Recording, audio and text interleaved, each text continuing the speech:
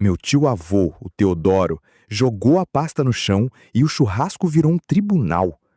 Eu nunca imaginei que uma reunião de família pudesse se transformar num circo tão constrangedor. E o pior é que eu devia ter desconfiado.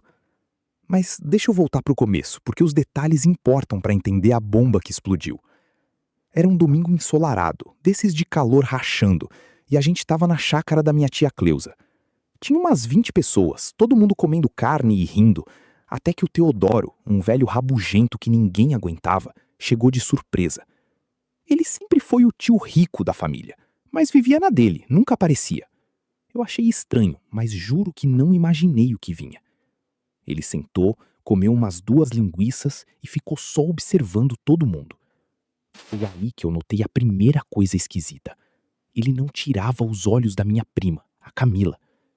Ela é a mais nova, mal fazia 20 anos. Na hora pensei que ele estava só velho e senil, sabe? Mas não parou aí. Quando o churrasco estava quase no fim, ele pigarreou, se levantou e falou: "Tenho um comunicado a fazer." Ninguém deu muita bola. Já esperava mais uma reclamação sobre o ponto da carne ou o volume da música. Mas aí ele puxou uma pasta surrada de dentro da mochila. Era uma pasta de couro marrom, bem antiga, com as iniciais JR gravadas. Ninguém sabia o que aquilo significava. Ele abriu a pasta e tirou um maço de papéis amarelados. E então, com a voz embargada, anunciou que seu pai, meu bisavô, tinha deixado uma herança milionária. Mas não para todos nós. Só para um de nós. E que ele tinha guardado esse segredo por 20 anos. Meu coração disparou. Todo mundo ficou em choque, paralisado. E foi aí que ele soltou a bomba que mudou tudo. A herança era da Camila. A herança era dela. Mas tinha uma condição.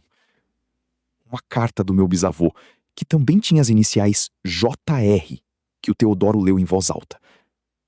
"Deixo todo o meu patrimônio à minha filha, Joana Raquel, com a condição que ela seja criada na minha família, sob a guarda de Teodoro." Joana Raquel. Era o nome completo da Camila. Camila não era filha do meu tio Marcos. Era filha do meu bisavô.